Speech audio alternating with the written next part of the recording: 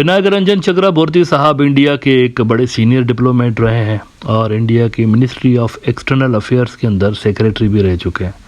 ये बांग्लादेश के अंदर हाई कमिश्नर भी इंडिया के रहे हैं और बाकी के इंडियन डिप्लोमेट्स की तरह ये भी सॉफ्ट कॉर्नर रखते हैं शेख हसीना के लिए। अब चूंकि ये सरकारी पार्टी मानी जाती है, अवामी लीग के जो क्रिटिक्स हैं वो अवामी लीग को इंडिया की सरकारी पार्टी बोल रहे होते हैं कि सरकारी पार्टी है इंडिया की, असल में ये इंडियन पार्टी है।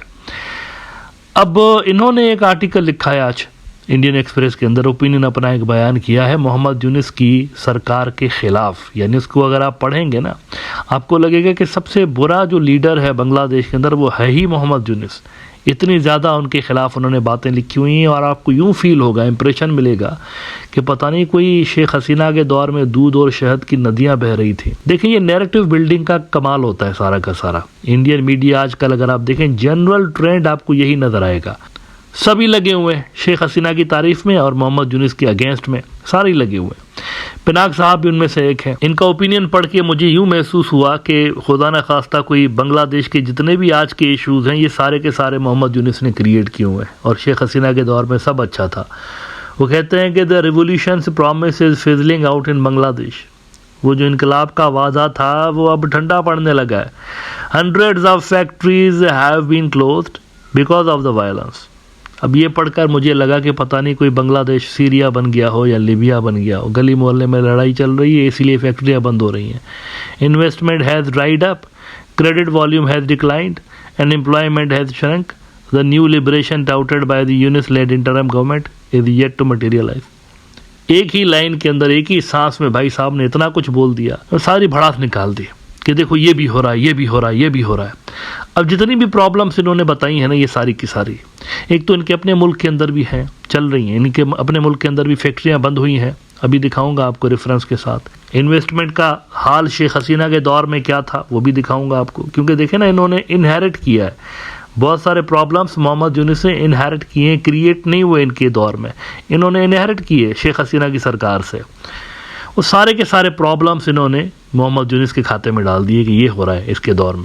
अच्छा, ये जो उन्होंने बात की कि जी फैक्ट्रियां जो है वो बंद हो रही हैं बांग्लादेश के अंदर, इस हवाले से पहले तो इनको ये बताना चाहूँगा कि ख़ुद इंडिया का अपना मैन्युफैक्चरिंग जो सेक्टर है दैट इज़ गोइंग डाउनवर्ड्स। ये ज़रा आप द टाइम्स ऑफ इंडिया की खबर देख लीजिए, अभी दिसंबर की है। India manufacturing sector declines to 11 month low, 11 महीने की कम तरीन सतह पर आ चुका है।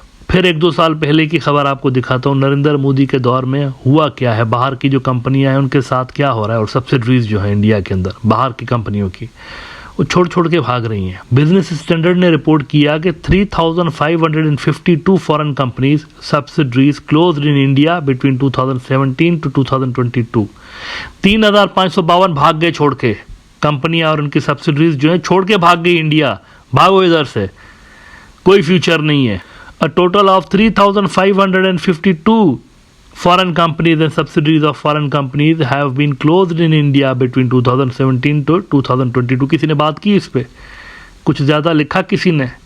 कोई बात हुई कि ये क्या हो रहा है? नहीं, लगे हुए बस बांग्लादेश बांग्लादेश। आज भी यही ट्रेंड जारी है, छोड़ छोड़ के भाग रहे हैं। लेकिन मजा लेके कोई बात करे। रीजन का मीडिया तो मैं कहता रहता हूँ गूंगा बहरा अंधा है, वो तो नहीं लिखेंगे इस पे, वो तो सब अच्छा एक रिपोर्ट दिखाएंगे।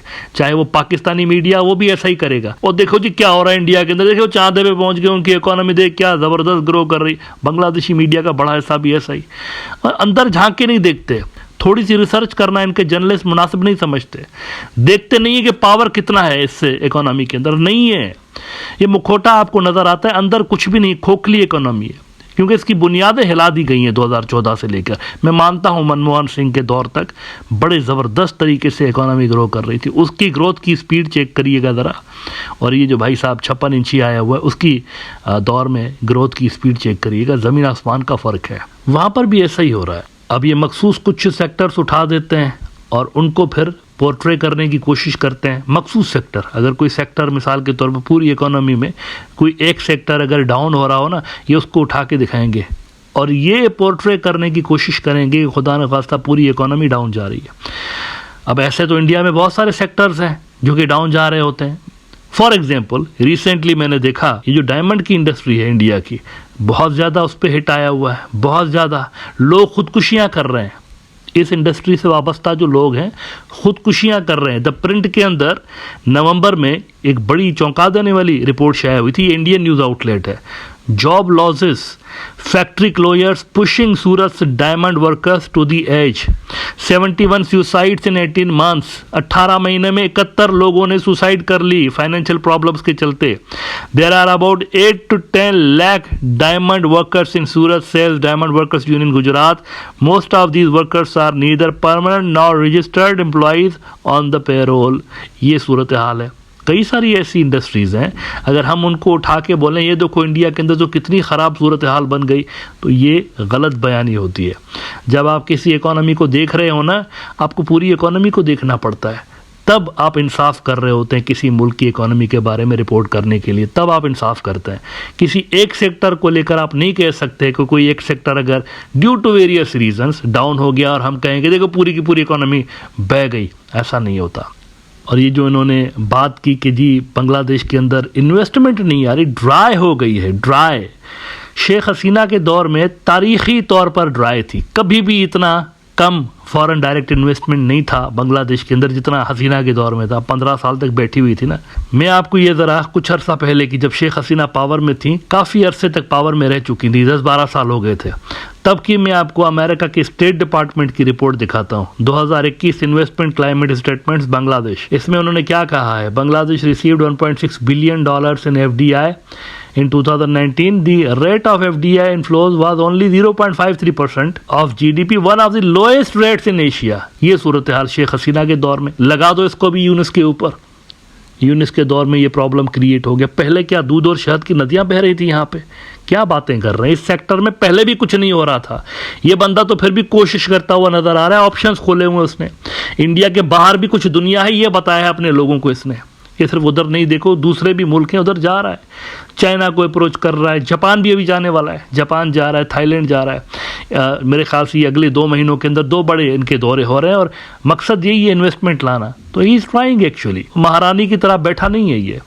6-8 महीने हुए हैं इनको और लगा दो 15 साल का कचरा इसके ऊपर डाल दो कि इसने किया हुआ है। मेरे ख्याल से ये बायस्ड ओपिनियन है पिनाक साहब, ये बायस्ड ओपिनियन है, आपको पूरी पिक्चर बयान करनी चाहिए। अच्छा, मैं ये नहीं कहता हूँ कभी भी कि सब अच्छा है मोहम्मद यूनिस के दौर में, ऐसा नहीं है, सब अच्छा नहीं है। चैलेंजेस वाकई में हैं, बहुत सारे चैलेंजेस हैं और अंडरस्टूड सी बात है। जब भी गवर्नमेंट चेंज होती है, नई गवर्नमेंट आती है और ख़ास तौर पर इस तरह के सर्कमस्टेंसेस में कि जब एक डिक्टेटर को 15 साल तक बिना इलेक्शन के बैठी हुई थी, डमी इलेक्शंस करवा रही होती थी, सारी दुनिया जानती है डमी इलेक्शंस होती थी। यूरोप वाले के कंसर्न्स रेज नहीं करते थे और अमेरिकन नहीं बोलते थे कि किस तरह के इलेक्शंस करवा रहे हो आप, बोलते थे ना। दुनिया के बहुत सारे मुल्क क्वेश्चंस रेज कर रहे होते थे कि क्या हो रहा है, किस तरह के इलेक्शंस हैं। तो जब ऐसे माहौल से मुल्क निकलकर एक नए माहौल में आया हुआ है तो होगी बहुत सारी चीज़ें ऊपर नीचे और उनको सेटल होने में टाइम लगेगा। बट दैट डजंट मीन कि क्रिटिसाइज करना शुरू कर दें और पहले वाले मसाइल भी नई वाले के ऊपर लगा दें, आपकी नई गवर्नमेंट रिस्पॉन्सिबल है इसके लिए। मेरे ख्याल से कुछ टाइम डिजर्व करता है मोहम्मद यूनिस, इसको देना चाहिए। 8 महीने के बेसिस पे आप 15 साल की जो गंद है ना, उसका हिसाब किताब इससे नहीं ले सकते।